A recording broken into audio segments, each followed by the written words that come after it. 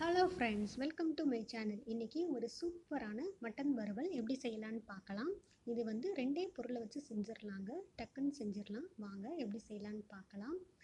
அதுக்கு ஒரு குக்கரில் வாஷ் பண்ணி வச்சுருக்க மட்டன் எல்லாமே எடுத்துக்கிறேன். இப்போ இதோட மஞ்சள் தூள் வந்து ஒரு ஸ்பூன் சேர்த்துக்கலாம். இந்த மட்டனுக்கு தேவையான அளவு உப்பும் சேர்த்துக்கலாம். இதோட இஞ்சி பூண்டு பேஸ்ட்டு வந்து ஒரு ஸ்பூன் சேர்த்துக்கிறேன்.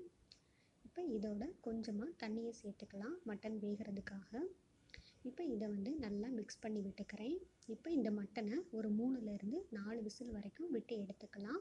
மட்டன் நல்லாவே வெந்துருச்சு. இப்போ இதை தனியாக வச்சுட்டு இப்போ ஒரு பேனில் ஆயில் ஊற்றிட்டு கடுகு, கடலைப்பருப்பு இது நல்லா பொரிஞ்சதுக்கப்புறம் ஆனியன் சேர்த்துக்கிறேன்.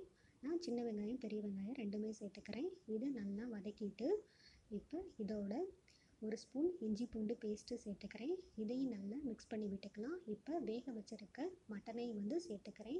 இதையும் நல்லா மிக்ஸ் பண்ணி விட்டுட்டு இதுக்கு கொஞ்சமாக உப்பு சேர்த்துட்டு கருவேப்பிலை, வரமிளகாய் இதெல்லாமே சேர்த்துக்கிறேன். இப்போ நான் வந்து ஒரு மசாலா சேர்த்துருக்கேன். இது வந்து சீரகம், சோம்பு, மல்லி, மிளகு, பட்டை, ஏலக்காய் இதெல்லாமே நல்லா வறுத்து அரைச்ச மசாலா. இதை தான் ஒரு 2 ஸ்பூன் சேர்த்துருக்கேன். இப்போ ஆயில் நல்லா பிரிஞ்சு வந்துருச்சு. இப்போ இதுக்கடுத்து ஒரு ஸ்பூன் மட்டன் மசாலா வந்து சேர்த்துக்கிறேன். இது வந்து சேர்த்தா நல்லாயிருக்கும். இப்போ இதையும் சேர்த்துட்டு மிக்ஸ் பண்ணிவிட்டு லாஸ்ட்டாக கொத்தமல்லி இலை சேர்த்துருக்கேன். அவ்வளோதாங்க, சூப்பரான மட்டன் வறுவல் ரெடி ஆயிடுச்சு.